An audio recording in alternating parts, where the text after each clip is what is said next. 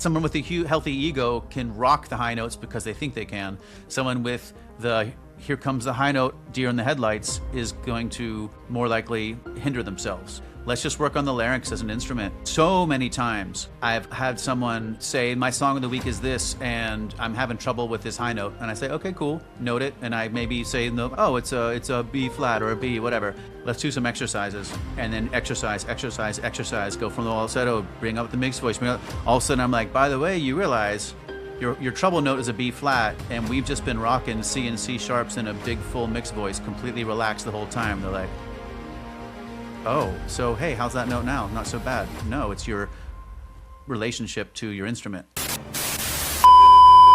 This is We Help Singers, a podcast matching singers with teachers who actually fit how they learn. The voice teaching industry works on a myth that the best teachers can teach anyone. We're here to challenge that. You see, every teacher has a paradigm, a way of seeing, singing and learning that directs everything they do in the lesson room. Some teachers know the paradigm, a lot don't, and singers pay the price in mismatched lessons. So we're having conversations with voice teachers about how they actually teach, not their marketing pitch, the real stuff. And for episode 3, I am talking with Korel Tunador, a voice and music coach who has spent decades touring with acts like Rob Thomas, Katy Perry, and the Goo Goo Dolls, before discovering that voice coaching could actually be empirical. He didn't leave the musician behind when he became a coach. He brought all of it with him. Korel calls them sessions, not lessons. He sees his clients as teammates, not students. He starts with the larynx to build coordination, and then he does what a lot of voice coaches don't do. He develops singers as complete musicians with theory, ear training, and instrumental skills so they can walk into any rehearsal and direct their own band. We cover why he treats performing and teaching as the same exchange of energy, how he builds vocal coordination from the larynx outward before layering in resonance and repertoire, and what happens when he shifts the focus away from the voice entirely to relieve the pressure on the singer's identity. Let's go and see Korel. Korel, here we are. We're here to teach the world to sing. About time. About time. Someone needs to do it, eh? You've been touring the world with incredible acts your entire life. You've been in places a lot of people will never go. You've seen people a lot of people will never see. I could go on. But what we're really here for is your teaching expertise and how you feel about teaching, how you feel about the teaching world, and some of the nuances within that. So I'd love to start there if you don't mind. I'd love to start with your singing life. How did you learn?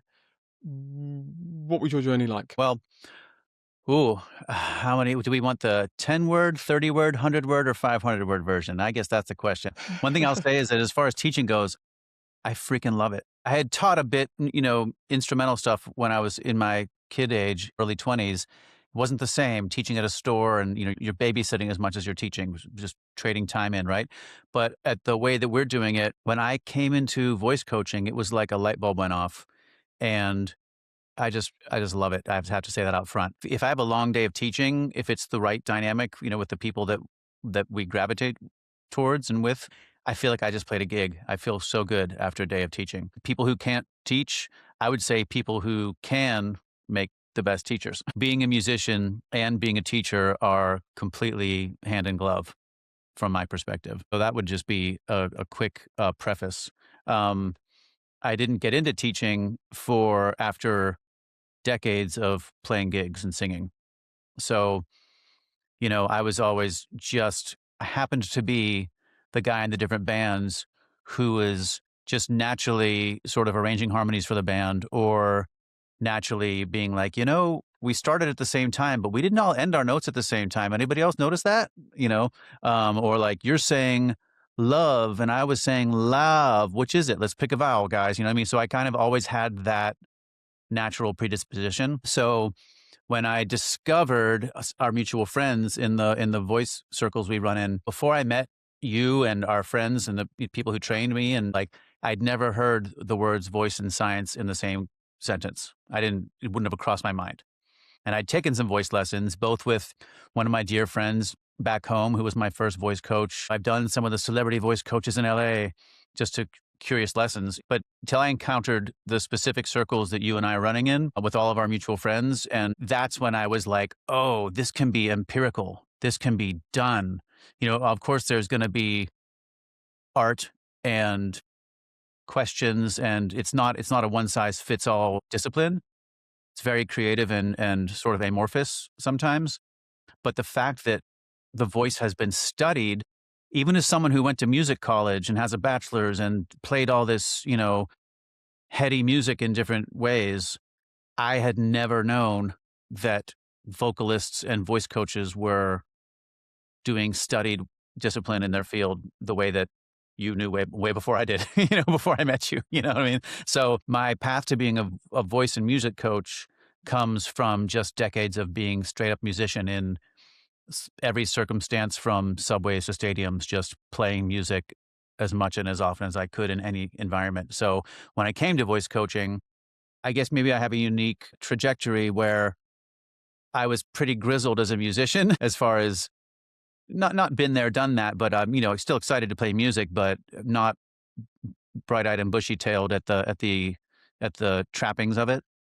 But coming in with decades of music experience to becoming a brand new coach, I was bright-eyed and bushy-tailed in that way.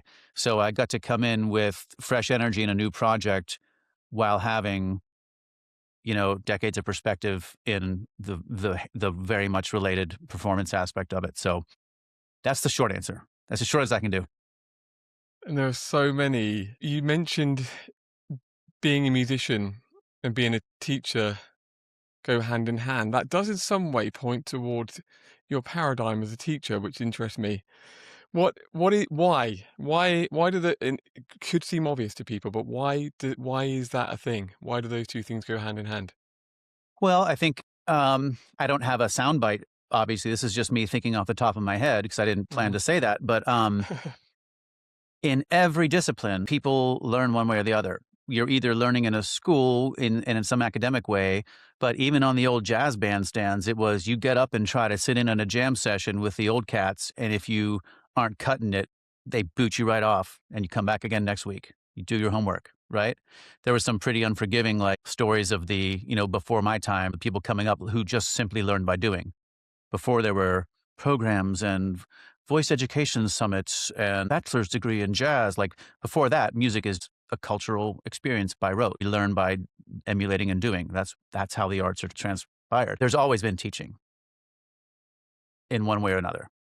Even in our voice world, 500 years ago, there were classical maestro teachers. Now there's colleges. But regardless, I feel like I know a lot of musicians who don't teach.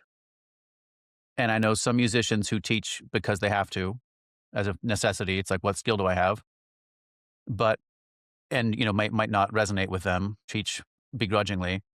But I know people like yourself, people in our circles. I know so many people now who teach because the unselfish exchange of energy is just so nourishing. That's kinda how I feel about it. When you play a show, if you're a musician, anyone, and I say musician with a small m, not like I'm not saying vocalist and musician, I'm saying anyone who makes music with whatever instrument, larynx or a drum, whatever.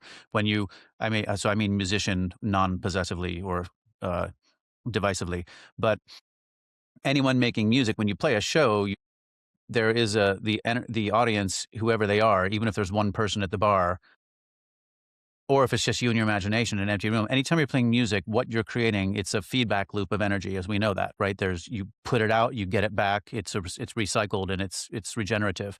So the dialogue in helping someone really find that voice or chisel out their pathway or refine a skill, when someone has those moments, or even just the sessions that aren't decisively breakthroughs or ahas, but when they are spending time loving their craft, it's just equally nourishing for the teacher as well to be a part of it. It's a very symbiotic circle, I feel like, teaching. And I have teachers too. I'm constantly, as you know, like, how do I know you from going to teacher trainings? You know what I mean? Like every teacher I know that's worth their salt is still training. So we have teachers. Sure, sure, sure. That exchange of energy. We're gonna have to put that on a T-shirt. That sentence Man, you yeah, it's wonderful. It really was. Um, because I it have to get my is. I lava mean, it is. lamps up. It is nourishing. You're right, and maybe unquantifiable, but it's for sure nourishing. That's a great word for it. And so then on that on from there, you also mentioned about the the moment when you realised it could be empirical. And so, what is it in your, and this may just be you in life. What is it about something being verifiable to you that makes you want to dive into it more? So, if that Yeah. is the case, Well, that's a good question, and I'm not sure, again, if I have the answer to that, even though I sort of set the stage for it. But the reason is because with all of the different areas of, quote unquote study I've done, whether it be jazz harmony or, doing my best to learn about the voice and all of the micro disciplines and specialties within that, you know what I mean? Like, never before I was a voice teacher did we know a tongue expert, or did I know studies on the sinus cavities. Like, there's so many micro niches of which you could get a PhD in any one of them, right? So as much as that's part of our world that you and I tend to live in, I'm really a very unanalytical artist. I've done my share of jazz fusion jam band, playing in 11/8 while the drummer's playing in 7 and they line up every 17 bars. Like, I've done some heady things, but my heart is in very organic, just open, simple melodies. So in my artistic sense, I feel like I'm not analytical. I want it to come organically from the intent, right? So if you have an artistic intent, I want to feel like well, first of all, I want to feel like I'm not going too much on a tangent. But second of all, I want to feel like I am not manufacturing something because I know how to build these cool things. I feel like I'm trying to birth something and I want the best tools available to chisel away what's not there. The old artist adage with the freeing the shape inside the block, which is something that I used to think was a load of BS because, like, really? And I'm like, does a sculptor mean it? I'm not a sculptor. So, I'm like, do they really mean like the lines? They're really seeing that? But no, it means the artist's vision unfolds as it goes, and you feel like you're discovering something, not creating something. You're discovering something that was always there and true. So that's my sort of philosophy on, like, songwriting and art, is you want to birth something that was always there. You're just facilitating it. Now that's pretty hippy dippy organic, but in that process, I like to know that, pick your analogy. If it was, say, literally birthing something, you want to know that your operating room is sterile. You don't want to know what all the tools are. You don't know if eventualities come up. You know how to get around them, right? There's anything could happen, right? Pick your analogy, whatever. If you're a visual artist or making sculpture, I want to have the most bitchin' set of tools possible. And that involves learning how to use those tools. And why? If it's so organic, why would you need a bitchin' set of tools? It's because the minute the ground changes, I don't want to waste time twiddling my thumbs to figure out how to handle it. You just want to do it. So to me, all of the analytical tools that we would learn, whether it be theory as a musician, ear training, or formants and, vowel modification, or how to release tongue root tension, any of the things that we would learn as an analytical pursuit are just more facets that inform your perspective. So when something does come up, you can just take care of business as opposed to scratching your head. So that's kind of why I like the empirical aspect of things. I don't feel like one fact that you learn or study you read would be the solution, but I just, in myself, want to have as broad a perspective as I can so that I can be as flexible as I can and not waste people's time and frustration. beautifully articulated. Just the way that over time, so many people have said, "Oh, is it the technique or style? Which one do you?" But the question there is, and for you who have clearly lived it in lessons, and this is a great one for singers and teachers, I think. How do you draw that line between we need to place our attention on the the mechanics, the process of conditioning versus now we can open up and be we can explore, and we can aim to discover new things, which I think in some way defines what you're saying about the creative process. You're saying how do you draw the line? How do you pick which one or which one to focus on? I mean, I don't see why it can't be both in any given In it, lesson. and so in it, can you in it? Let's imagine you're in a lesson now. I know these are really hard questions to answer. Sorry about that, but And I also want to be clear when I talk about the vocal science and all the empirical things, I consider myself a neophyte in these areas. Just so you know, like I am. My one credit will be, the saying, if you're the smartest person in the room, you're in the wrong room. I tend to find myself in the right rooms. And as a result, I'm always looking around at you and all of our mutual friends like, I got a lot of work to do. So oh god, that's that's kind of by design, you know. I don't have to keep coming back to these webinars and trainings that each time I just realize how much more I have to learn. But I'm just going to trust the process that nuggets are filtering in as we go, as long as we keep trucking. So I don't put myself out there, by the way, as an expert voice science-based teacher. I'm just doing my freaking best to be there in the moment. And if that person's come to me, they must have some trust that I'm farther along the path than they are. And if my intent is them in the moment, how can I help?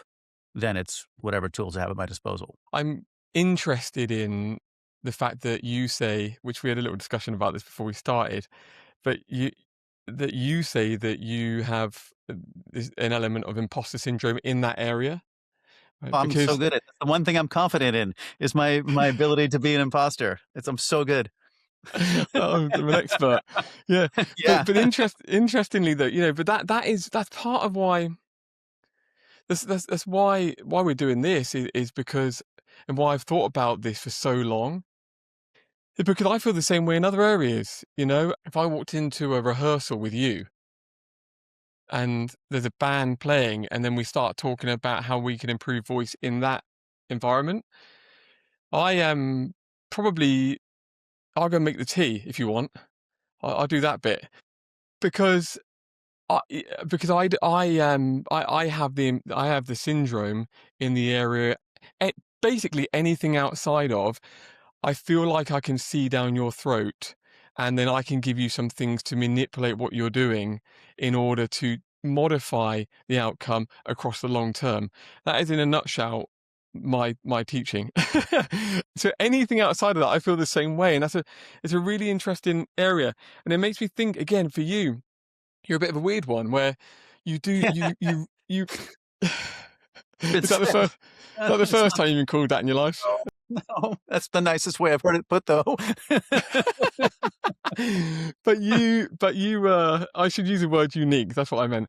In that you are able to create this crossover between, I can use these tools in these areas, but when it comes to the performance side, well, there's a question for you. Is that where you flourish? Possibly, but I don't see myself. We know people who are performance coaches, right? To be honest, I'm not as much one to be like, okay, run your set. Hey, you should put a little emotion there. Have you thought about putting the mic down and strutting a little bit? I mean, I could probably help somebody with that just by watching their set and paying attention, and giving notes, of course. But that's not how I put myself out there as a performance coach. Like, you don't want to come to me for your choreography. You don't want to come to me to like even when I see someone putting on a character with an affectation, I'm more of a performance coach in the sense that how do we help you bring out you, not as much performing, but emoting, maybe,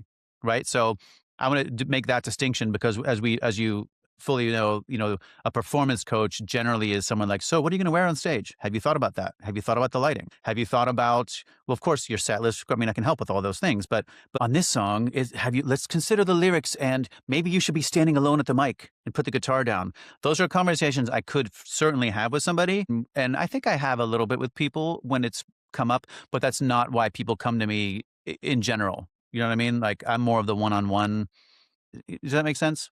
Mm-hmm. Mm-hmm. Like, And I'm not gonna like give you a hard time about your wardrobe before you go on the show. Like, do what you want. I don't care, right? But I have opinions maybe, but it's not where my heart lies. So performance based, I think we're meaning the For me, it's performance based in the act of making the sounds, and your headspace making the sounds, your heart making the sounds, your skill making the sounds. Not so much, you know, I'm gonna have to talk to your lighting guy because that just wasn't up to snuff. You know what I mean? Like, not where I choose to spend my time thinking as much, right? But for example, performance based. I have a client. This is so funny that this anecdote comes up because wouldn't have thought to reference it, but I could probably read you the text thread from so many of our clients who become our good friends in voice. That's one other thing I like about it, because it's not hierarchical in the sense that I know some of the past teaching dynamics have been. I feel like we're teammates. We're on the same team. I'm just farther along, so let's help each other out here, right? So I had a client who's become a friend text me this morning like, "Oh my gosh, I was in LA, I went to Studio City. I played one of my first acoustic solo gigs last night," because this guy's a bass player who writes really intricate music, and he's making a killer recording. And he came to me because he was a younger vocalist, even though he's making sophisticated music. So we worked for a long time. His recordings are sounding great. He put the work in. Technically, I helped him get his larynx up to speed with his hands and his mind. So that would be a way in which technique informs our approach. His mind was already there, but his larynx was inexperienced, so to speak, right? So guy puts in the work. He's been working hard. He's great at recording. And he's like, okay, hiring a band is a bit expensive for these gigs that aren't paying. So he's starting to do solo acoustic gigs for the first time in his life. And he's like, holy cow, it was weird. And I'm like, yeah, it was weird, right? So what's up? I'm performance based in the sense that I'm coaching him. This happens to be just through text message today, but when I go to do a solo gig, I like to make sure that I've got enough volume so that I can have a light touch. Nothing's worse than being in a really crowded, noisy room and you have to hit your guitar hard and you have to feel like you have to sing belt louder than your comfort zone because you don't have good monitors. And even if you don't have good monitors, that's not always in your control. It's some random environment. So you have to have the mind-body presence to trust that it's out there, step your body back, just say to the sound guy, I'm going to play light. Trust me, turn me up a little bit more, these type of dialogues, right? So that I can go in with a really light touch, sing lightly. When I do dig in, there's that much more dynamics compared to feeling like you have to step up your game all night, right? So this is just a paraphrase of a text exchange I was having with a client friend earlier. In that sense, I'm performance based because I've just played so many gigs that, like, I know that scenario. I know that scenario. And the 10th time I finally cracked it a little bit, so does that make sense? In that sense, I feel like I can be performance based because there's I've played a lot of gigs. That's all. Like I've seen, like our friend, mutual friend Dave, one of his sayings was like, play 100 gigs before anyone ever sees you. That's great advice. So that's a way of just saying, it doesn't have to be 100. It doesn't have to be no one can see you. Like I know bands that have got signed after playing 2 or 3 showcases, right? That's just a concept to say it can take that many times before you've seen enough mistakes to know how to handle them when they come up and prevent them. In fact, I have a whole presentation. Our friend Kaya, she does the Water Bear College in the UK. And so I do some adjunct teaching for them.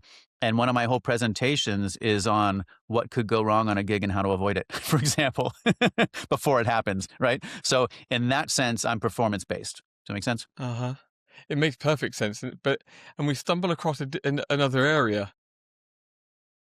The definition of teachers or coaches in the industry. You were very clear there about your role on the performance side of things. Let's start with, if you don't mind, how would you define yourself in the more singing side of things? As a singer? No, as a teacher. Uh-huh. So when you're not helping the singer, because I know, again, you cross over, but when you're not assisting a singer who's in the performance space or in a rehearsal, or when you are guiding with an improvement of the voice, if and when that happens in your lessons, how would you define you as an archetype in that? You said when and if. If you've ever helped someone with their voice. I don't want to assume. No, what I mean is, if it comes up, I don't want to assume. Don't assume. White flag. Yeah. White flag. Is the question based around how technical I am versus experiential or versus And I artistic? understand why I find it hard to ask and why it's hard to answer. I think that's at the heart of why we're doing this thing with We Help Singers. You just said, so you just said about the performance side. You said, I think most people would define a performance coach as being someone like our good friend Dinosh. Yeah, Danosh, Ayana, all them. Yeah, I was about to, Hmm. you beat me to it. I was going to say, like, if you want a pip, pop, pow, showtime mindset, you know, I'm a, my body is the presentation. Yes, Danosh, Bennett, Ayana Celia, people are friends that we know. That's they're immersed in that and they rule. Yeah. They rule because they just have this ability to get people out on the stage and rock it, Yeah. whatever that means to them. Here's the thing though, I'm sure there'll be some people that go to Dinosh and they hit it off, an amazing experience, and there'll be some people where maybe they don't quite align. Hmm. And I think that's just human nature. Yeah. That's There's so just many people my in the world. right. And so it would be valuable, I think, to know what it is that Dinosh does down to the T so that people can make the decision of whether or not it's a good relationship to get into, but like a dating app. But so in the singing side, so you then went on to define how you help people in that environment. How do you help people specifically or uniquely to you when they come in and say, I'm struggling with my voice? How would you define yourself in that environment? Yeah. Um, I think I absolutely, and I think some people would, there's within the spread of possible responses, there's definitely people who would be more in the mindset first, right? And I think I definitely fall to the technical first. So like, okay, if you want having trouble reaching a note in your voice, okay, let's sit down. Let's hit it.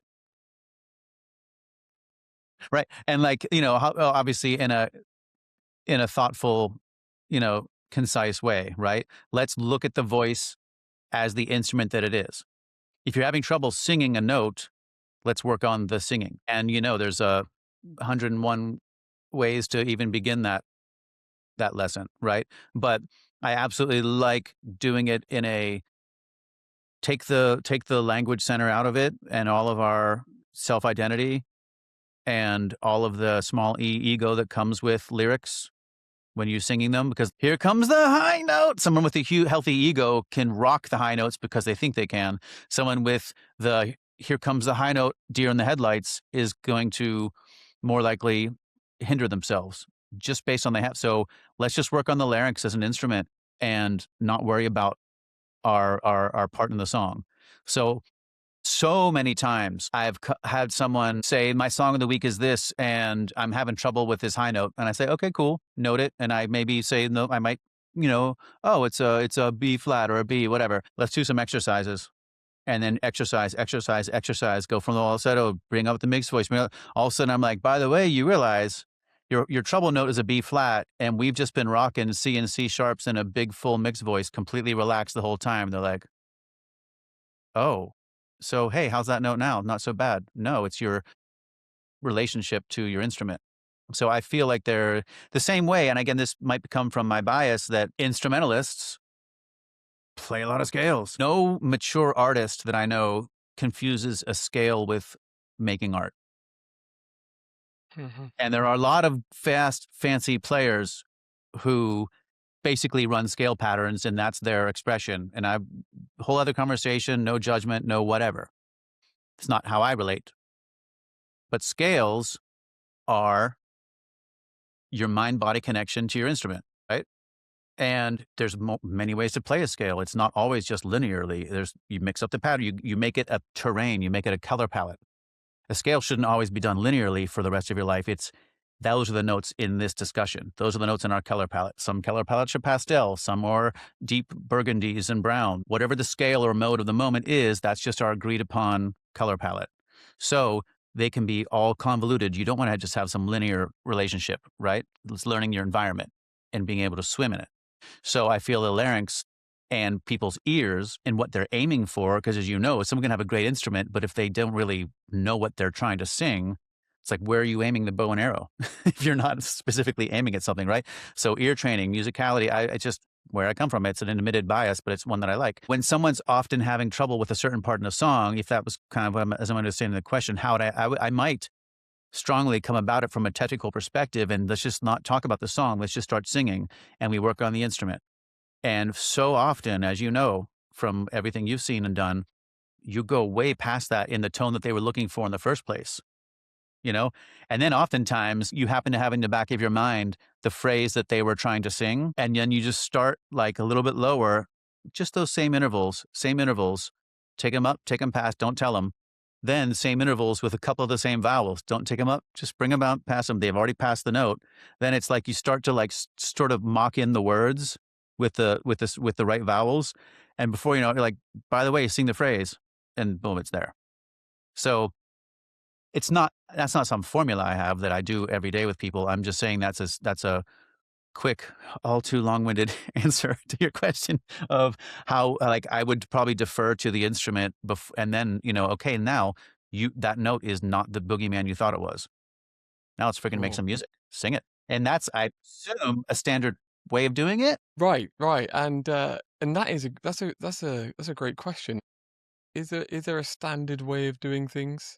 And I would say, much to your point, the whole journey is nuanced, and everything that we bring to the room is, even if the core of the skeleton can be similar from teacher to teacher, we are making slightly different choices along the way, which will provide a slightly different outcome. And so, on that basis, is there not a formula, but if you were to picture a lesson in your mind right now, all the students you're currently teaching, is there do you? And this isn't loaded. This is a pure question. Is there a general path that you follow in your lessons with a singer, if they are a singer that come to you with a vocal issue primarily, as opposed to, some of the other musical aspects you're working on?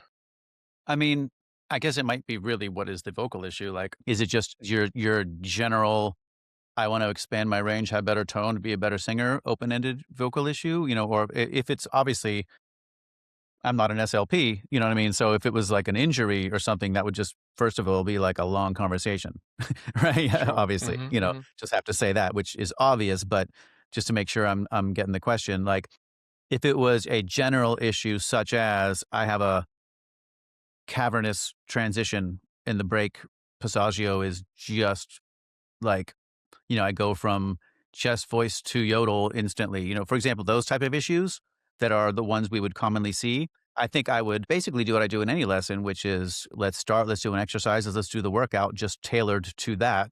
And if it's, it would just depend on the issue, right? So many people, especially if it's older dudes who haven't sang for the last 20 years, okay, we probably are going to be stretching out the high range. Let's try to dig in there, right? Because someone's probably been speaking in their chest voice for decades and hasn't exercised their upper range. So, I think that it would be, the answer, I think, is going to be as open-ended as any individual who walks in, but it would be, yes, let's do some exercises tailored to what we're talking about, and then still some playtime at the end, like, what's the tune? Let's apply it. Let's sing a song, get into it. So I kind of, in a completely neutral environment, this is not surprising for me to say, it's probably what most everyone does. First half, let's do some serious exercising. We record that. I send it to you. One of the benefits, because I do record, is every client has their own Pro Tools session. So instead of piano coming out of their speakers into their phone, back out of their phone speakers, I'll run a Pro Tools session for everybody. So they get a clean piano, clean microphone, and then their voices bleed so that they can keep reference. And then I just hit record when we start our exercises. At the end of the exercises, I bounce that to an MP3. Everyone has their own folders. And then we just start talking, getting into the songs. Whenever there's a workshoppable part of the song that we felt like we're making a breakthrough, I just hit record again. So usually and on my clients, and at the end, I already have the email loaded up by the time they're hopping off, and you get like a long workout MP3. And obviously that's your exercises for every day until I see you again. And then we have several snippets of what were our aha moments as like, oh, this is about to be a cool conversation. I just quietly hit record and we just work through it. And then I bounce them. Aside from the way I do the recordings, which it just really works for me because it's just a way I'm able to give higher quality audio. It's no harder for me to do, right? Let's do exercises. Let's do playtime. And for me, the only way I might be different is that my playtime is it the voice? Is it are we workshopping that specific thing? Mhm. Or with other people, it might be songwriting or it might be piano playing or guitar playing. So in that aspect, I'm different. But as it pertains to your specific question about just a voice issue that's not an injury or a specialty, but any voice issue, I think I would treat the session with in the same container, but what we do is just going to be individualized. That seems like a Mhm. lot of words to say, probably what you do. Exercises, song. Yeah. Yeah. Hey, you did it. That's why you're the host. You should have muted me. Yeah. No, but no, not at all. Because I mean, that in of itself is interesting, isn't it? I would say just on experience that so many of us take a lesson that way. You know, we go into whatever toolkit we have and the tools within that kit um, that would then guide some sort of development with the voice to begin with, and then because I think all of us understand that people want to sing songs and not do the tools, that we want to get to the bit that singers want to do.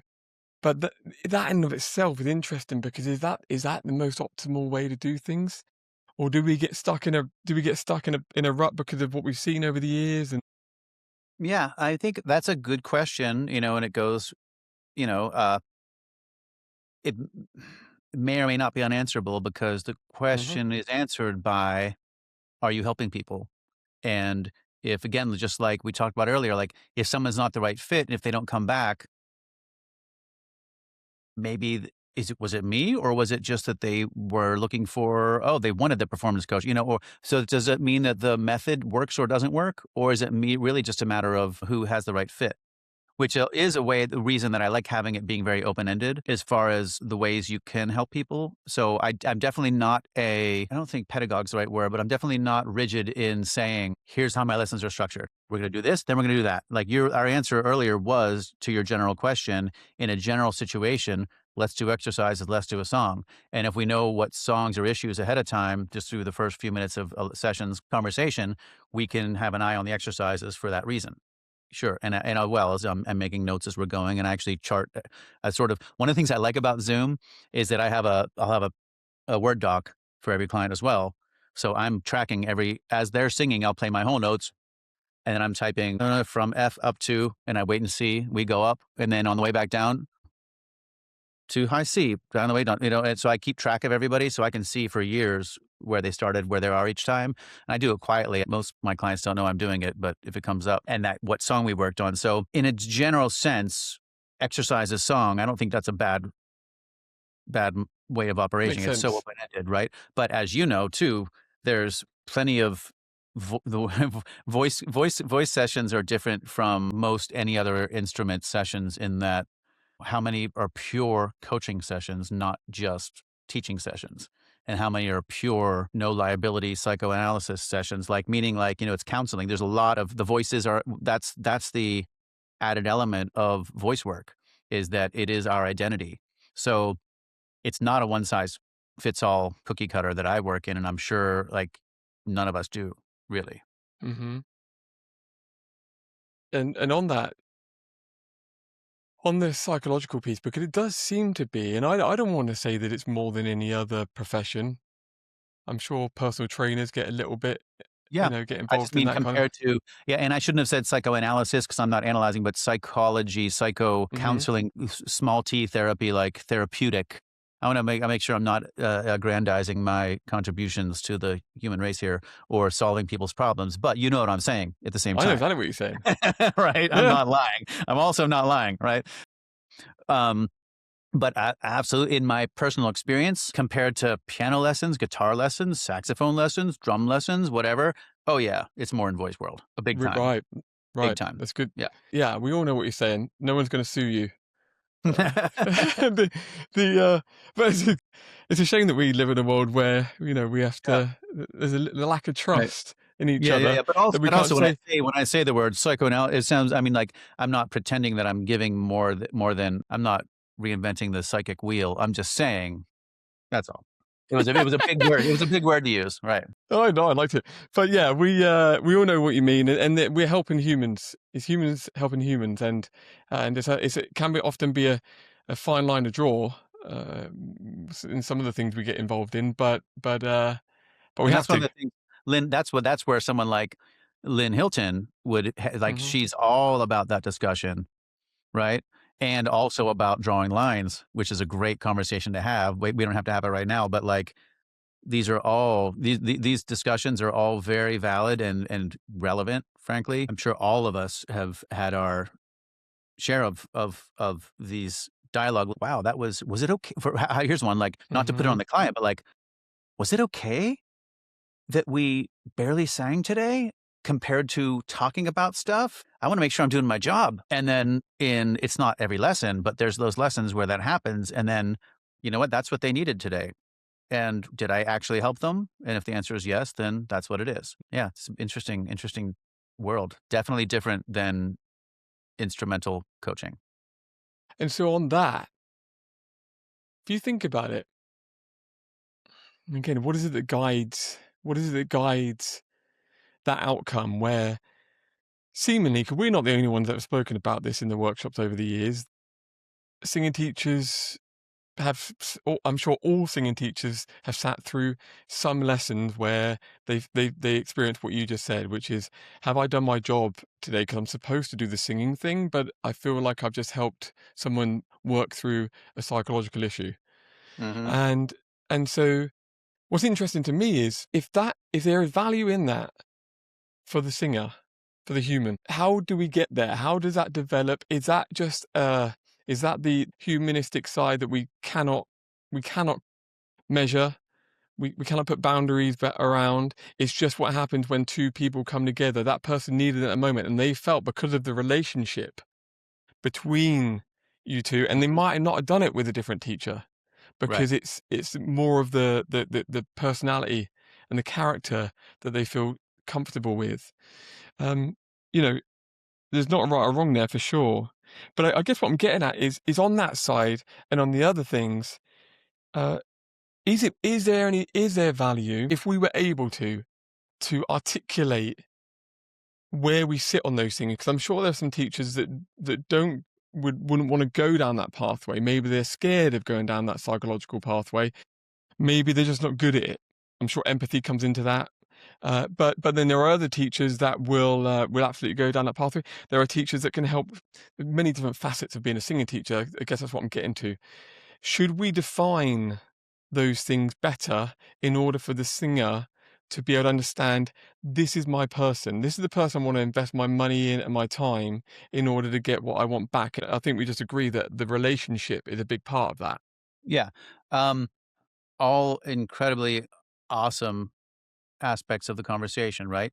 So, off the top of my head, I think it is not just okay, I think it's inevitable to have some sessions if that singer is or music whoever you're coaching, if they're serious in any level as a person, even if they're a weekend warrior musician, but who cares about what they're doing, you're gonna at some point have sessions that are more life-based than they are technique-based. And then if someone's a serious aspiring professional, you might even have more of them, right? Because being a singer, being a musician is sometimes dangerously associated with our sense of self. Therefore, in your music session, that was going to come out, right? So, as a stumbling block, as something that went up, or people like, oh my gosh, my booking agent, this and that, whatever it could be, or my anything. Okay, my small answer to is it okay if that's the question is Mhm. I bet it has to do with proportionality. So if I had a client who it was starting to only become that, like they don't want to work on music, there even might be an arc at which that's okay. I have someone I've worked with for years since they were a teenager who was a brilliant vocalist.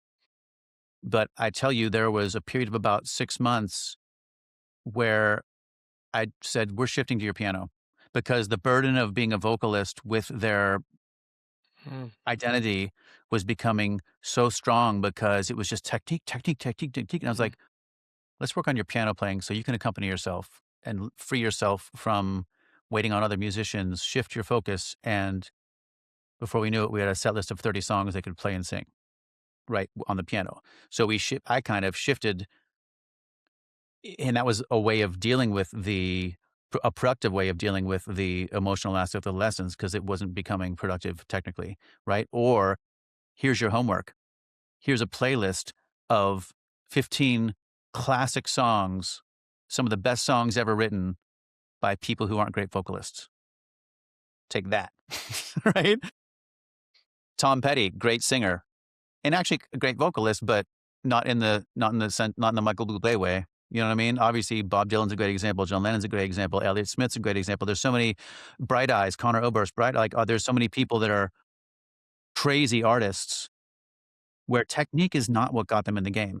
So I've definitely shifted the focus away from technique in those ways when needed. But so I think the answer, and I'm still on track, by the way. I'm just Oh, being a little circuitous, but it comes down to proportionality. So if it's part of the time, sometimes, then I think it's okay and it's inevitable, frankly. There's also, if I said I am a voice teacher, well, we know that there's people who see that as different from vocal coach. And then there's people who see that different from coach, music coach, career coach, right? So if we had shifted your business card in the first place to say mentorship, then those conversations would be okay, right? So a mentor can have those conversations and you wouldn't think twice about yourself. But if you say I'm a teacher and now we just talked about your emotional connection, it's kind of the lens through which we look at, right? So I think it's inevitable that these situations come up as long as you're centered and not, crossing any lines one way or another, or not just devolving into, wow, I'm only an emotional crutch. I think we should shift this dynamic. You know what I mean? Just some common sense. How's that? I think it's ah! inevitable with common sense, right?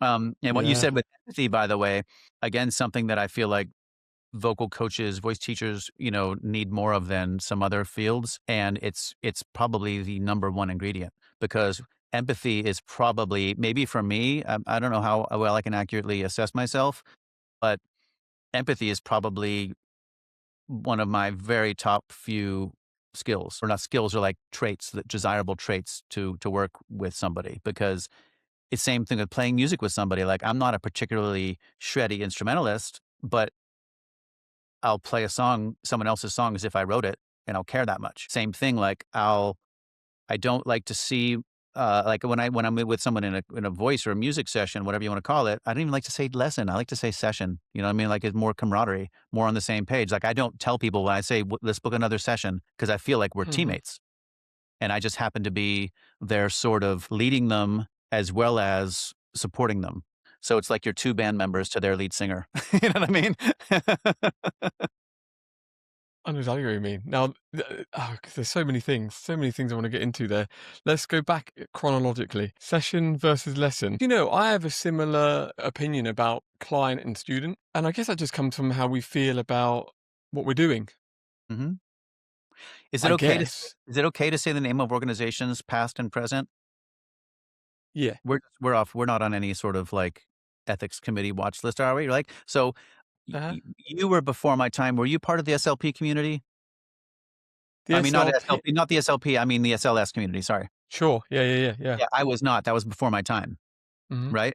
So all of the stories about SLS that I've heard are all just people like you and our friends that I know. Obviously, Dave was instrumental in starting it, and everyone's told me about SLS, but I've never experienced it. So all I know is that, and I'm currently with, I'm on the board with VIP, Vocalogy and Practice. Like, so that community, which I know was not an offshoot, but a response to a next generation of what I really like about Vocalogy and Practice, which is what, again, secondhand I've been told about SLS, is that it's non-hierarchical. That's my jam. That's probably intuitively why I like vocology in practice. That's also intuitively why I didn't realize that I wasn't calling them lessons until I was already doing it for a while. I was like, oh, sessions, that just feels right. Why? Why does that feel better? Because I don't want to be a dude at a podium, like telling you Mhm. what to do. I want to be the person in the jam room where we're like, yeah, try that. And I happen maybe in this dynamic, I've been there longer. So I can help sort of direct as well as coach, as well as then back up. So that's why I like the word session as opposed to lessons. Well, and it's important because it indicates where we're coming from, and it's part of why. I mean, so many times in writing copy for the We Help Singers platform, it's so strange, and this is where I think, have I got issues? Because I think, Yes. I, Me I, too. I, I would write. We help humans who have chosen to want to use their voice in this world in whichever way they want to use it. Because putting that you're a singer, even that directs something. But for sure, for me, as I say about the word client, has always been and I understand I think I understand about why people use it in a particular field, and I can see why someone like you would, is because it sets a boundary in a professional environment. We understand this is somewhat of a transaction. Hmm. And and it gets into the whole legal aspect again. But that's why for me, the way I frame my thinking with teaching, I think if anyone just wants to come and sit with me in a room, I can tell you some things that I've learned over the years, and we see if it works. I Yeah. mean, that's Yeah. really sort of devalued my place in the singing world right there, but but, but that is somewhat the pathway I take, and so I understand what you mean about that. What do you think about the whole client student? Well, you mean, yeah, but I mean, the word client Hmm. or student in the same way of lesson versus session. Yeah. Hmm. I feel like I don't like the word student or client either at all. And they're just different. Right. But, yeah, there's not a bed, it's a question of what's the better solution. That's the end. Hmm. That's the problem. So like, yes, student, I guess they're students, but I don't know. Is it my hesitancy to put myself on a pedestal? Because I like, why would I do that? That just doesn't feel right. So I don't like the looking at them as students, but they are in some aspects. And clients is, you're right, it is technically what they are. But the energy behind that, when I talk Hmm. about them, talk to them, it does. It feels transactional, and it feels like my reason for being there is financial. Well, at the same time, we all work for a living, and this happens to be my job. So on that level, client is a valid word. That's not like, no one else is weird about it. Anyone at an ad agency, "Oh, yeah, the client wants this and that," and everyone's fine. But it just doesn't feel the best for me. I use it sometimes, but I sometimes just say my people, like, "Oh, yeah, I have a," I don't know. I don't like either version. I don't like either Sure. word, but that's my problem, not really the larger world's problem. If there was a better word, I'm open to it. Unless we want to change Yeah, the wider world. but and neither one of those words is inaccurate either at the same time, Hmm. you Sure. know? It just I think, directs an energy, like you say. Yeah. yeah. Hmm. And on the hierarchy piece, because you mentioned that a couple of times, and the SLS framework was built around that to some degree. That I know more than you, so Yeah, that's why you're interviewing me. That's why you got the podcast. I know more than you. So now you come to me to have the lesson. Now, of course, then that is uh, an experience of the framework. So, I mean, rightly or wrongly, there are so many incredible things in the SLS manual, and I wouldn't be here without it for sure. I mean, one thing, for example, is John Henney. The reason why I'm stood here now, you could even say in Arizona with my beautiful wife, is because I was encouraged to go to a workshop in London by Gareth Henderson, my early early life mentor, sat in front of John Henney, who was teaching the technique of Seth Riggs and Dave Stroud, and said, do this thing for the next 6 months, mum, mum, mum, mum, mum, mum, mum, and your voice will change. And I went, whoa, that's like sports coaching, which Yeah. was the only thing I knew about in my life up to that point. And then it did. And then I was sold on the idea. Great things within there. But the hierarchy thing, I'm sure, yeah, that does change the way that you teach. I don't think hierarchy always has to be a negative thing. Um, and I'm sure you don't either. How does the lack of hierarchy show up in your lessons when you're teaching? Well, the ways hierarchy can be beneficial is just for efficiency. You know, Hmm. most garage bands are a bunch of people in a garage playing music, and who's really, floundering along. And sometimes that makes magic.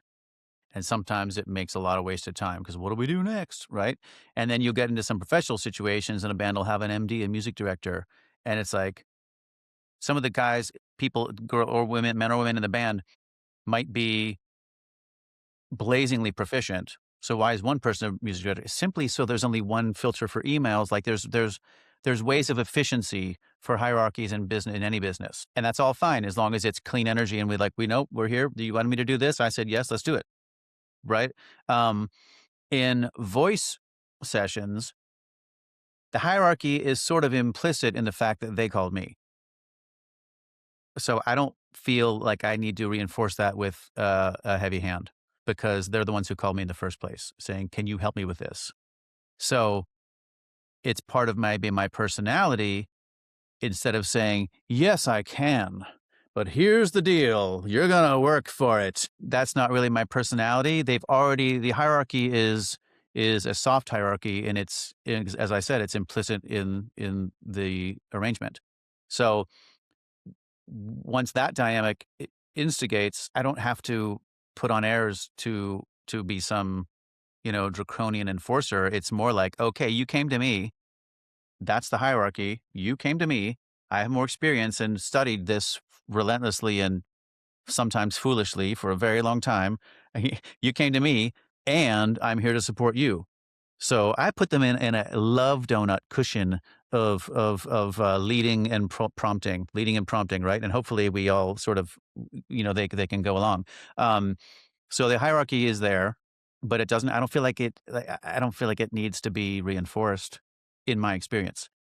If someone bristled at the hierarchy of a private lesson, that would simply mean they didn't want to be at a private lesson. So Hmm. it evaporates, and they can, you Sure, know what I mean? sure. And there's a spectrum there, isn't there? I mean, we got the Whiplash movie over here, Yeah, and then yeah. we got friendships in the garage playing together that that escalate to frustrations because someone thinks that the other person loves himself too much that they think that they know all the answers.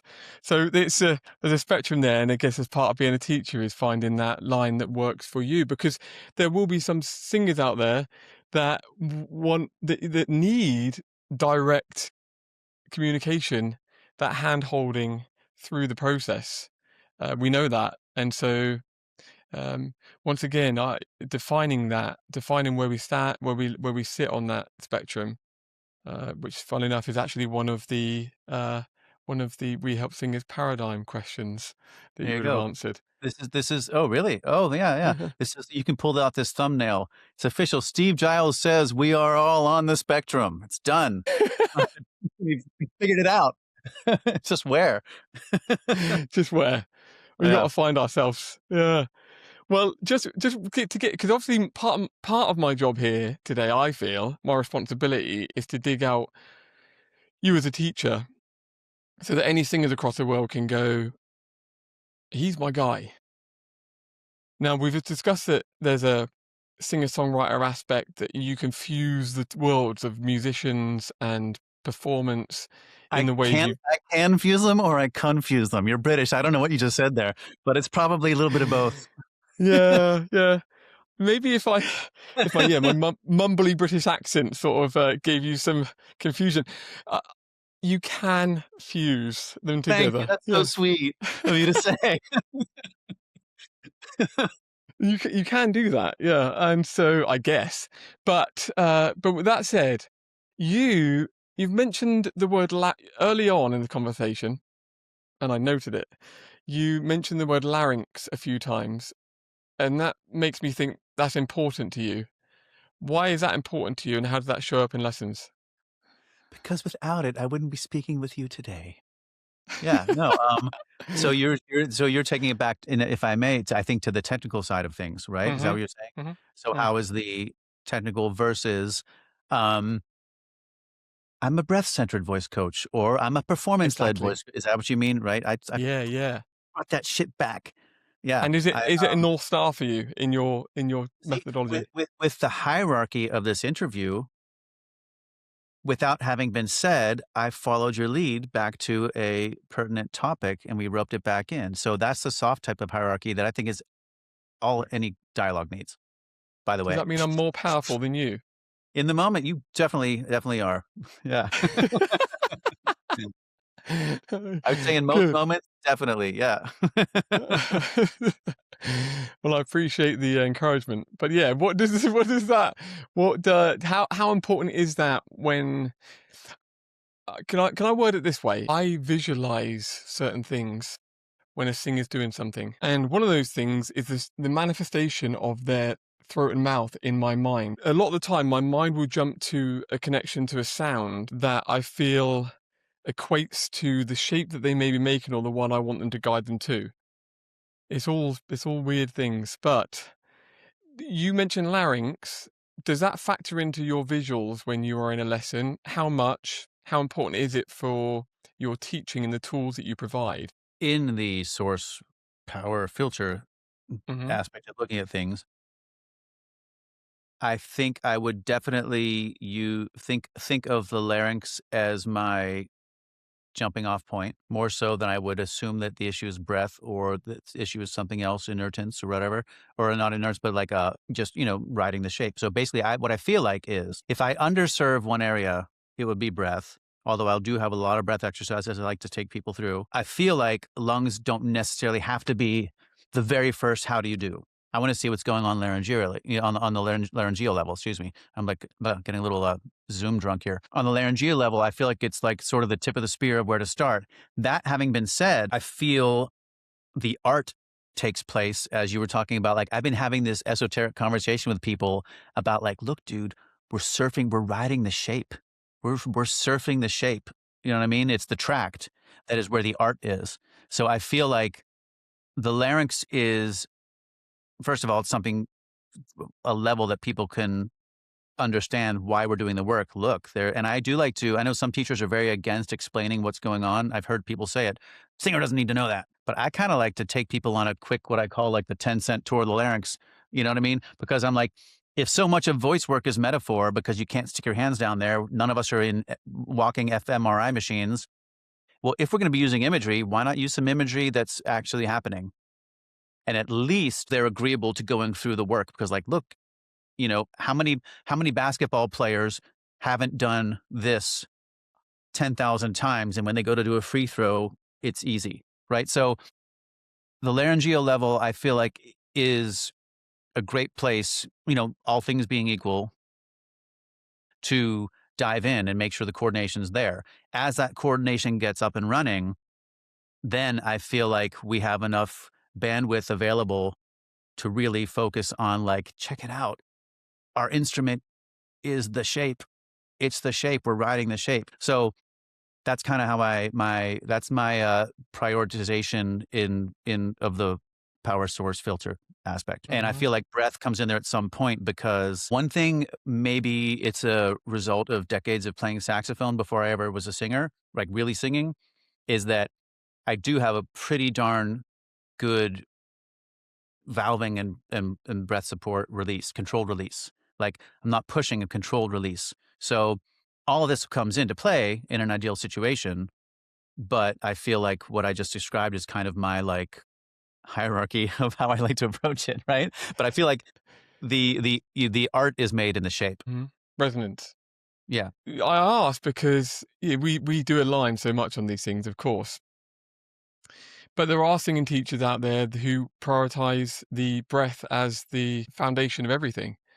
And then clearly you would then expect their tool set to follow. And I think that's important for singers to know, because to just make an informed choice on Yeah. who you're going to work with and what we're going to be Yeah. doing in the sessions, right? My philosophy is that because of the habits, inherited performance of the structures in the vocal tract and in the larynx from normal life, unraveling that often mess to sing is often a quicker route to success.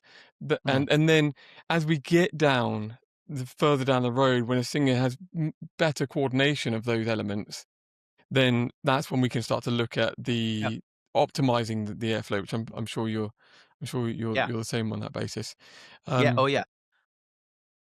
And if I may, mhm, this is all through the lens of the act of articulate, clean, focused, in tune, on pitch, effortless, transitional singing is the goal, right? If someone is more of a songwriter who's emotive and simple, I will push them through the exercises because we should maximize our instrument. And it's going to open up possibilities they might not even realized, right? But mhm. I'm not trying to turn every female into Ariana Grande and every male into whoever is out there now. I'm not hung up on I don't I do my best not to confuse technique with artistry. That's what I'm trying to say. But I do feel like if you called me up and said I want to work on my singing, there's obviously there's a lead in that you the reason you came here. Sure. Yeah, and I mean that's a great segue there. You mentioned, I don't want to put words in your mouth. You mentioned dabbling with the exercises or technical side of things with performers who will come in and they're clearly there to be on stage. They've got a gig on the weekend. But you will still feel it's your duty, sometimes, I'm sure, to address those things and work through some of the tools that you have in order to, first question, do what? What does that do for them to work through some of those exercises? Well, one, it's just habilitation. Why wouldn't you? Right? First of all. Second of all, if you did come to me ostensibly for singing on any level, I have a little bit of a duty to let's get your voice going, right? Um, no matter what type of gig you're singing, say you just spend your day all down low in chest voice, it's only going to be good of you to have developed your upper voice anyway. And they're going to reinforce each other. And that one time you do go for those notes in some mixed range, better to have them than not have them. So why not? First of all, I feel like it's just kind of, I might never get a cavity, but I'm going to brush my teeth. Like it's habilitation. We should, if you came to me, and it's not all the time, like there's times when we don't, of course, but in general, if someone's coming to me for singing, I'm going to want to just go out for a jog every day. Is that way bit too simplistic of saying? It's just like, why not? It's you know, sure, yeah. Huh? It's not, Because no, like you're because here, let's sing, let's burn down a quick something. If you came in and said, my priority today, no, no, no, no, I've got this song, I'm going to the studio tomorrow. We might do a quick warm up and get into your song all day. Like, it doesn't have to be the same, but is the question of if someone came to me saying, I only want to work on my guitar, like playing, or we might not sing, but if someone comes to me as a singer, I'm going to assume that they want to work on their singing until we have a reason not to. Am I missing the boat on this? no, you're not. You're not. We just need to go a layer deeper, I think, on the question. Working through a scale, I think most people. Let's just agree on something. That'd be a good start. Mum, mum, mum, mum, mum, mum, mum, mum, mum, mum, and they weren't doing that. That on that particular note, that was weird for them that day, and then they created a successful outcome on that note, as per our Mhm. definition. Mine would be a clear sound, and it feels comfortable. What does that do for them? Should they be doing that consistently in order for that to take flight after the lesson in practice? I believe that conditioning and change within the voice happens mostly when we are able to consistently repeat an activity across the long term. I know everyone doesn't, that everyone may not agree with that. I think science directs us there, but Mhm. So then I think in those sessions, and this is what I felt, and this is why I'm asking, is that I felt that a warm up for sure, I compartmentalize that as we stretch the folds, the blood flow, and now we're just accessing what you've got. Development exercises to me is what I just said, where we do some work creating some postures in the vocal tract that we may not be they may not be as accessible, hadn't had the exposure that others have had in their life, and we want to open them out because that's where the sounds that they want live. But if I have a singer come in and say, I've got a gig on the weekend, or yeah, I've never really done this sort of warm up thing, right? And I've just like, and it's like, yeah, you are a natural singer. I can hear that you've just popped out the womb and you can just make these awesome noises, but you're starting to have some issues. That framework of I need to do this consistently over the next few days to weeks isn't there for them. So my immediate implosion is, oh no, I don't think you're going to see the changes you want because we really need to do this enough for it to change. And me giving you it today, I mean, I guess there's an encouragement piece there and motivation if they feel something good. But from history, I've noticed that those who have a work ethic in that way do it, and then it's a struggle for those who haven't had to commit to that sort of work before. Do you have any thoughts on how valuable is giving someone the exposure to a new sensation in a lesson? I think is probably a good question based on that. Okay. So I'm hearing two questions. One is how valuable is there giving someone exposure to a new sensation? The other is how rigid do we feel we need? Am I right reading this correctly? How rigid do we feel like we need to be on getting them? Like you need to, you have this new sensation. You need to repeat this daily. It has to be. Mhm, You have to mhm. work, right? You have Thanks to for do the helping me, work. yeah. Like Mhm, so, how rigid on that? So there are related things. I feel like if you expose them to a new sensation and like they got the feeling like, yay, amen, all these things, like, that means hopefully we did a good job. Um, because, it sucks on those sessions whenever you feel like you didn't quite crack the nut, and none of us have magic wands either, right? So, there's so many moving parts, as you know, in the voice, setting aside our conscious mind trying to work it. When we're able to really crack the code on something, I feel like that's like, so what a rush of endorphins. That's just awesome. And I try to tell people like when they feel like I've got it, I'm like, take your mental snapshot right now.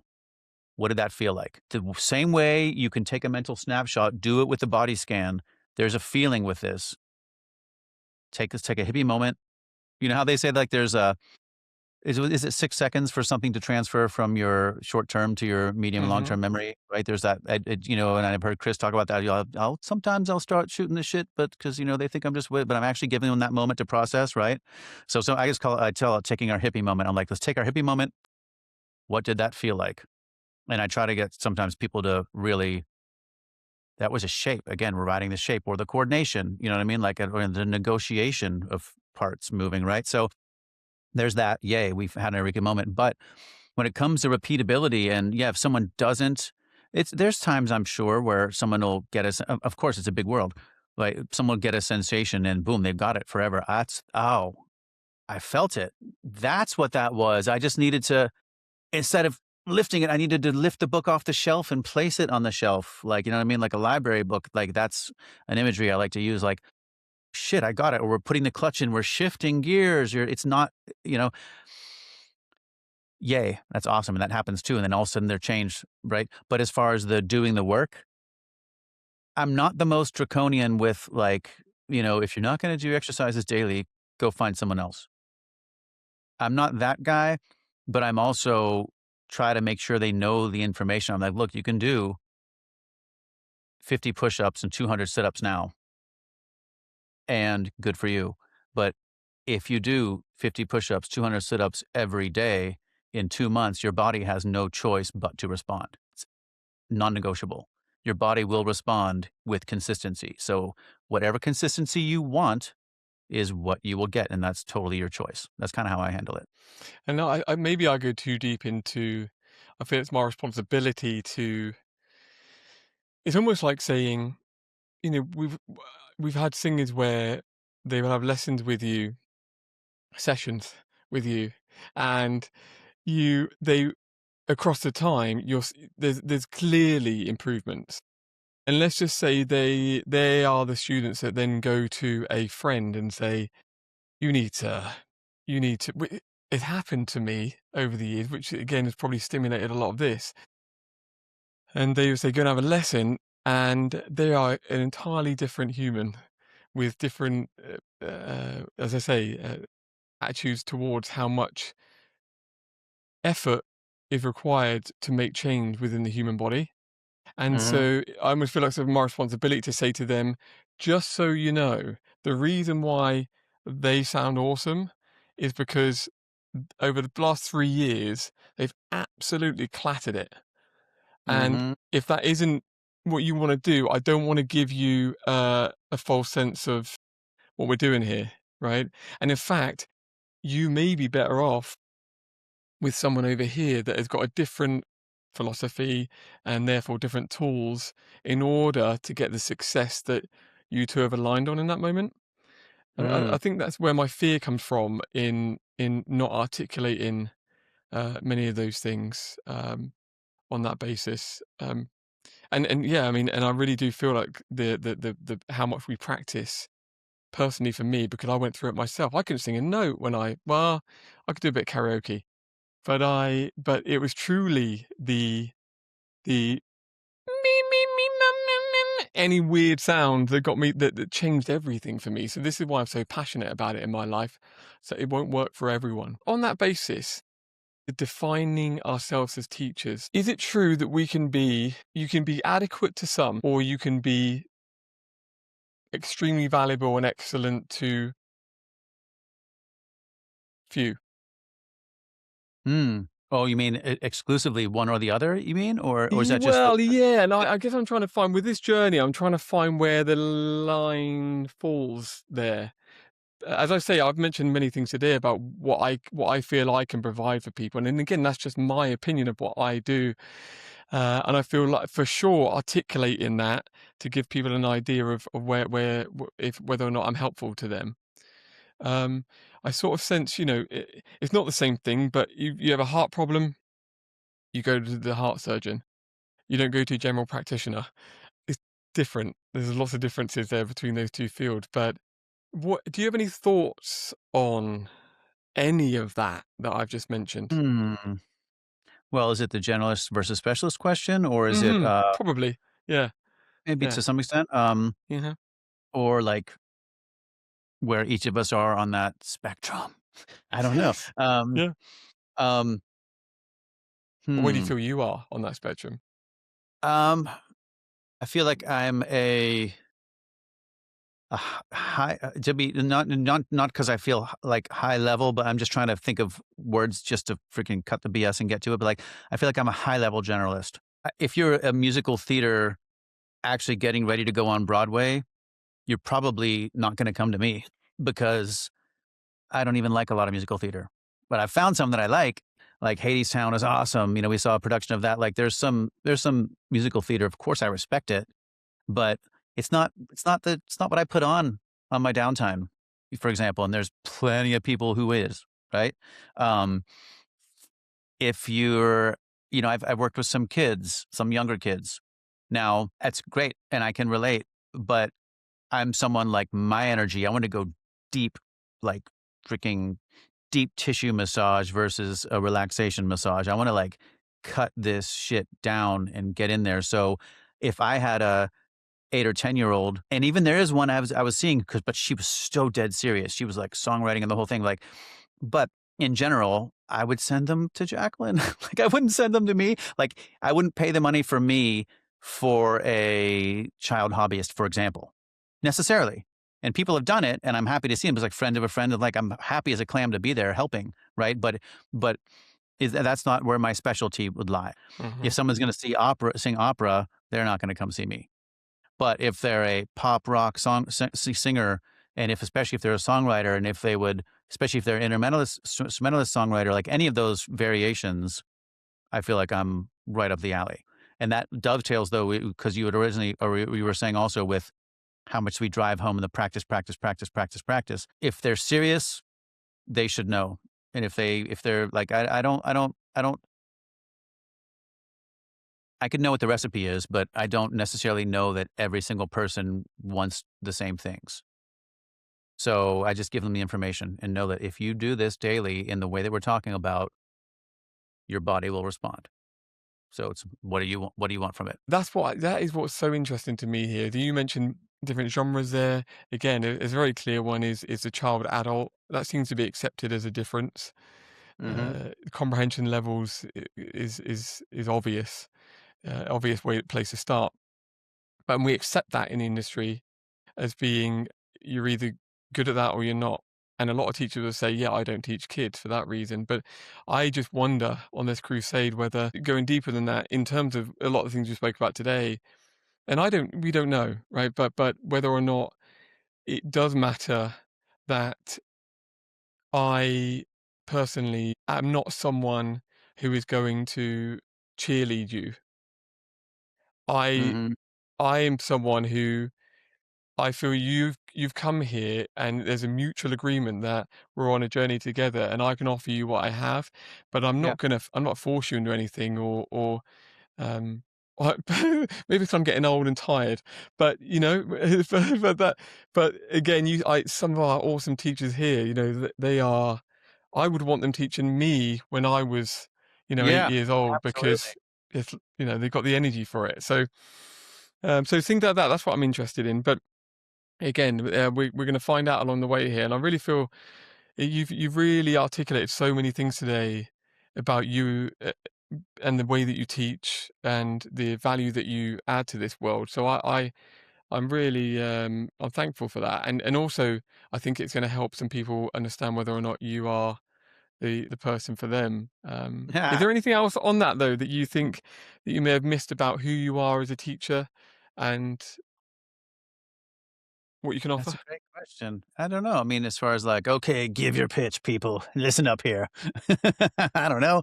Um, I don't know, man. I mean, I just honestly, I just see myself as a teammate. I guess a part of it now that that's coming up, the teachery part of me is like, I mean, I do love like I have a jazz singer I was working with earlier this morning, like it's minor seven, flat five, half diminished, same thing. Like I love going deep with people. Like there's people I do. If someone is interested in learning theory in a way of why it why it's musical. It's music theory. It's not just analytical. It's not just esoteric, mean nothing. Like music theory is a shorthand for these sounds are in my head and I want to get them out without wasting a bunch of time at rehearsal staring at the dots, being like, what? So and singers need it too. I feel like singers should have a comprehensive working knowledge of theory because you know how there's that bias against like, oh, a real musician versus a singer or a drummer. Like, there's all those jokes and stuff that get made. Well, they only get made because there's people who see differences between them. Like a larynx is just another instrument, you know? Um, so why wouldn't the singer know the same amount of musicality as the people they're hiring to play with them? Why wouldn't they? Like, I wanna be able to direct my band. The amount of times I do like teaching theory. I have a whole really deep ear training program that I like to go through with people, and if you go through it, it unlocks your radar in a way that you are free as a bird in so many levels that you've never been before. So, like, there's things like that that I am passionate about, and that's very teachery, and I totally get it. So I'm into it, but I'm there for it, right? Like, someone who wants to get like, "Why do I need to learn theory?" You don't. But the amount of times that the audience sees a band and the audience assumes that the singer is the leader, but within the band, the singer isn't able to talk in the same way that the music band members are talking to each other, the singer gets to put at a disadvantage. Even if they are the ideas person, even if they are the creator, the lyric writer, the melody writer, why wouldn't you want to be able to articulate what's inside your head? That's what all those harmony discussions, theory discussions, ear training discussions are. They're just, like we said, starting to nice dovetail the conversation. It's a bitchin' set of tools. Why wouldn't you want to have it? I've even prescribed, I don't teach drums. I play enough drums to be dangerous, right? To program drums and to say what I want. But I've prescribed drum lessons to quite a few singers over the years because this sitting in a rehearsal room and the singer is the face, but then they go to rehearsal and they're like, oh, could you do something different? Sure. What would you like? I don't know, something different. What would you like? And you run in circles and the band is there like, what are we still doing here? The singer who can turn around to the drummer and say, "Hey, when we get to the chorus, instead of doing 16ths on the hi hat, could you go to eighths on the bell with the well, on the ride with the bell on the every upbeat?" And the drummer will be like, "I can totally do that." And boom, you saved freaking 15 minutes of everyone staring at their shoelaces. So on that level, I love teaching the musicality of things. And when you have a songwriter and they're playing guitar, and I know this isn't singing, but it's for the singer. It's empowering the singer to be a more comprehensive musician that sometimes they aren't, right? I feel like every singer should play piano and guitar and not one or the other, but both. Why wouldn't you? Why wouldn't you? It's like, I'm not an actor, but every actor should. Why wouldn't you want to be a writer producer? Because if you're an actor, you have to wait for someone to write material, then someone to sign on to produce it, then hire a director, then find a venue. And like, you can't go out on the street corner and just act. You can't go to the bar on Friday nights and be like, "Hey, I'm going to act for the next few hours." Right? You know what I mean? You need to depend on all these people as opposed to being empowered to do it yourself. And there's a lot of vocalists who have to wait on people to call them back before they can even play a song. If I'm a vocalist without any instrumental skills, and I live in the wrong town where there's not enough people who like my style of music, or maybe you're younger and the kids aren't as serious as you, or maybe you're in a big city where everyone wants paid for every single rehearsal and you're like, that's not my budget. You have to wait on everybody to be musical. So I do feel strongly that every singer should be able to play all the main open chords in in good time on a guitar, and be able to play all your basic chords and inversion. Like I feel like every singer in my heart of hearts should be able to play guitar and piano as well as John Lennon and Tom Petty. That's it. And if you can do that, you're empowered. You can do anything and you don't have to wait around for people to do it. So on that level, that's where I do like to. I don't force it on people. It depends on what the dialogue is, what they want, right? But that's an area in which I like to add that piece by piece into sessions. So for the long term, people are independent musicians. They're independent musicians in addition to ideally becoming better vocalists as we work. You know what I mean? Absolutely. And again, that really creates a great image of the sort of singer, the sort of human that sings, that would come to you for assistance on their journey. Is it as easy to articulate for you the type of singer that would be better off going somewhere else? Well, and I should also say that I'm a hopeless semantic too. So when people are songwriting, like I really love to analyze melodies and lyrics, and I'm all about the rhyme scheme and the alternative metaphors of ways of saying. So even as a songwriter too, like a lot of people come to me with their half finished songs, and we're workshopping that stuff. It's great too. But as Mhm, far as someone who wouldn't come to me, mm. well, like I said earlier, if you're a if you're a Broadway singer, if you're an MT singer, if you're a classical singer, I wouldn't be probably who you would call. If someone's like, I like real country music, I like authentic roots American music, but I'm not a big one for the people who grew up, in whatever, name your city, all of a sudden they move to Nashville and all of a sudden they have a Southern accent. Well, I'm going, yeah. Like I have a bias against that, admittedly, when I know it's contrived to make the money and that's not what they grew up doing. Or even if they had an epiphany, I can't believe country music. I'm not disrespecting country music because the level of skill in the roots of it, the storytelling, it all comes back to American music. It's country music and jazz would have the same roots. It comes from all of the folk music that came to America, right? So I'm not saying I'm completely ignorant to its importance, but if you were I'm going to go to Nashville and I'm going to buy a hat and I'm going to get out my biggest accent, like I'm not your guy. But within that scope, if you're like, "Hey, I would love feedback on the songs I'm writing and my actual vocalizations," sure, I'll help you. But, I'm not gonna try to make you sound more like someone else. My honest goal is helping people sound more like them, not like an affectation. Have there been any personalities across your teaching time where you sat there outside of the genres and other musical aspects where you've thought, yeah, we don't vibe. This isn't working out, or has it always been pretty decent? It's been, for the most part, really decent, to be honest. I'll put it this way, I'm struggling there must be, yes, there has to be. You do something long enough, right? But, Mhm. maybe as a compliment, maybe as a nice self-compliment, like, I'm struggling to think of that person because, I'm honestly trying to think, "Who just didn't work? That was a bad vibe." The only time I can think of people where it wasn't really gonna work, it wasn't about me not liking their style or this or that, it was more just about someone who just has a toe in the water.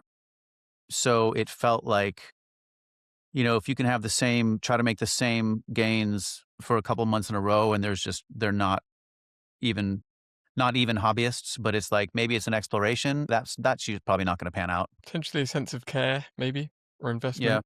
Mm. Yeah, yeah, yeah. Mm. Well, I've got one, if not 1.5 questions left for you. Yes. And the first is, if you were able to time travel back to your first Goo Goo Dolls Hmm. show on tour, and you saw Korel just about walk on stage, and I know there's singing. If we could focus just on the singing part, and you were some sort of vocal wizard that just flashed into your life in that moment and never to be seen again, and you could give one piece of advice to young Corel about singing to achieve About your dream. singing, that changes everything. Lots of advice I could give that guy, but, about singing, that's cool.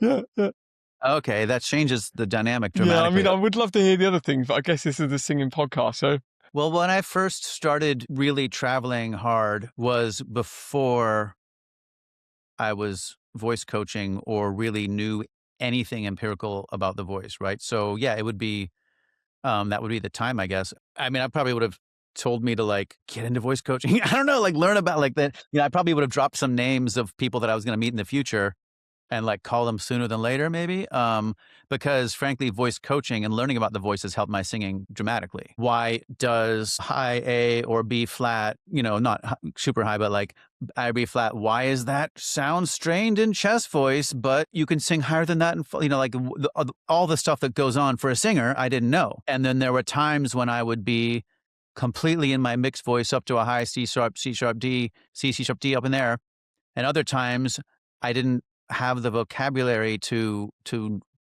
really frame my relationship with myself as a singer. And other times, my gosh, we sang that gig. Well, there's those notes right in the cuss where you have to negotiate your posture. Had I known all of that sooner, absolutely, absolutely, I would just have been a much better vocalist sooner, no question. further down the Um, line. yeah, yeah, absolutely. So Mm. I would have basically, to put it, here's a quick nutshell then. The same way that most instrumentalists treat their instrument, most, like you and I see a very small subset of people that sing. Most people that sing don't even know to ask the questions. How's that? So I would have probably gone back to myself and been like, dude, the voice is an instrument just like any other.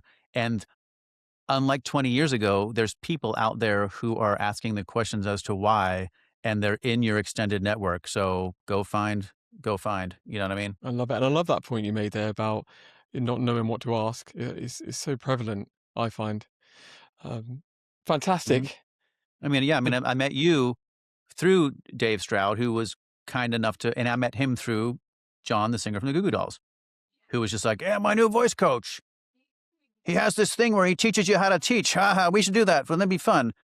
Which wasn't exactly true. Dave would selectively mentor people, right? But I was just like, what?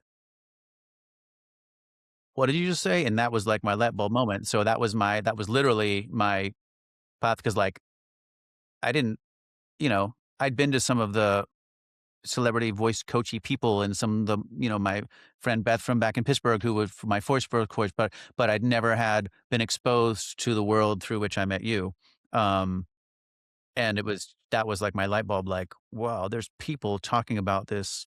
Not like the art is empirical. Art is not empirical, but we're simply talking about how can we best understand our tools so that when we want to do something, we can. That's all. Mhm. That's the nutshell of what we're trying to do as singers and or teachers, you know? Mhm. And that really is a theme I'm hearing from you today. So it's obviously extremely important to you, and I think it'd be important to other singers as well. Um, Last sidestep, do you think singing teachers should be able to sing, and to what extent? That is unanswerable. We know teachers who are very empirical and experienced and have ears, but don't necessarily sing in their lessons. They're guiding the singer. You do it this way, do it that way. And he'll sing exercises, but he's not belting out songs. Look at me, you know. He has a particular focus that works really well. We have our friend Alex Kariotis, who trained in the opera. And again, I'm not an expert in opera at all, but from what he explained it to me, it's all by rote. So your teacher sings the vowel, you emulate. Nope, it wasn't quite like that. It was this. It's all singing, right? And then we've heard of teachers who had voice injuries, but were still masterful teachers, right? And then we have another friend. I'll just say, you know Daniel Formica, right? And he's always rattling the message boards like, "But can you sing?" I'm like, dude, you're so You great, that might be it right? might even be where this question came from, you never know. Yeah, it might be. Oh, are these submitted questions? No, no, just You're viewing rattling your head, yeah. online. Yeah, Uh-huh, so, like, right there, just 3 people I know who are excellent at what they do, uh-huh, totally different, totally different, right? I don't think there's a one-size-fits-all answer for that. I feel like for me, and that's why, again, there's billions of people on the earth, and there's how many voice coaches are there on earth? That's a great question. How many are mhm. there? Like, there's not that many compared to the population, right? And there's many more people who sing who've never had these conversations. So we're like the niche of the niche having these conversations in the first place, right? But even in our tiny little niche, there's this wide spread of people who are excellent at what they do with vastly different ways of doing it. So that's why people hopefully find who works for them, you know? For me personally, I just freaking love singing. I'm not a coach because I like to be around singers. And I realized that if I go to enough classes, I'll learn how to help them. I'm a coach because I freaking love singing. I love playing gigs and I love singing gigs. And I like to be able to do it 5 nights a week, repeatably, over and over again for months at a time. Right. So I found the value in singing coaches, which instilled the value in me that it's a worthwhile pursuit to share. That was my cycle, came from being a singer. I didn't feel like I changed my identity in order to become a teacher. Am I a performer or as a teacher?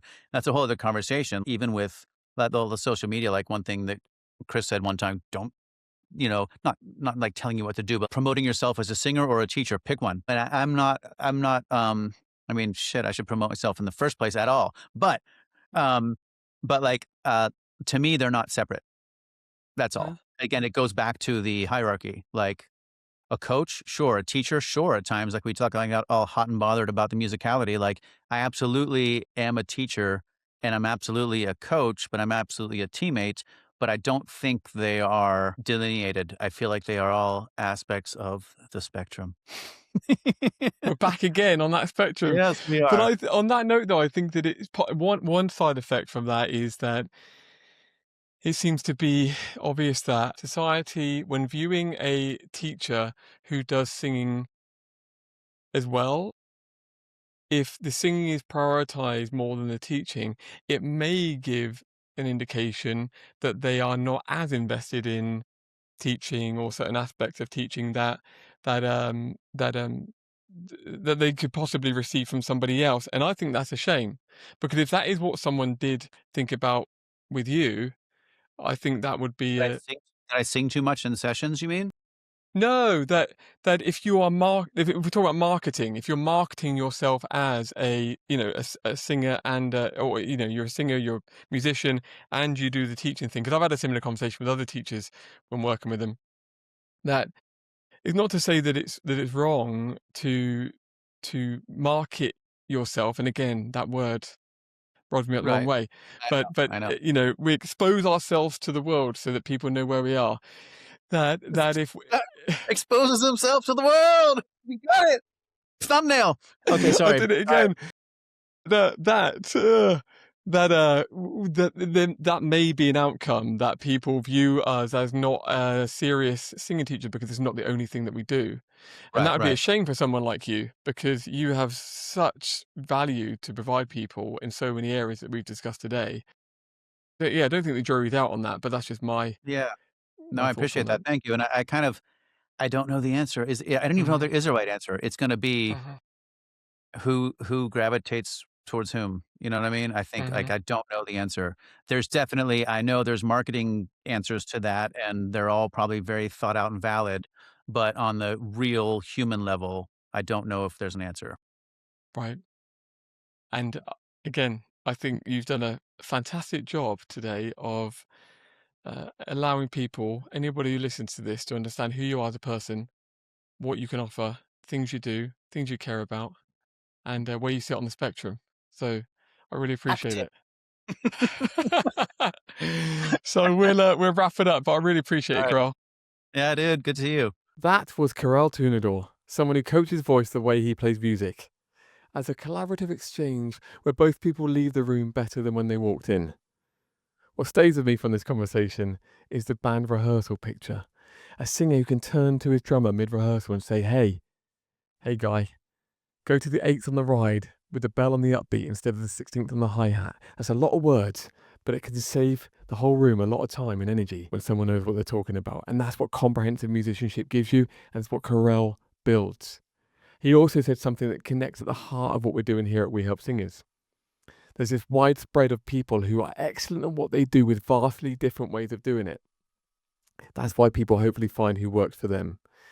That's specialization, and it's clear that Korel lives it. If you're curious whether his approach fits how you learn, his full profile is at wehelpsingers.com, including his paradigm fingerprint and how to reach him. I'll be back in 2 weeks with another teacher, another paradigm. See you then.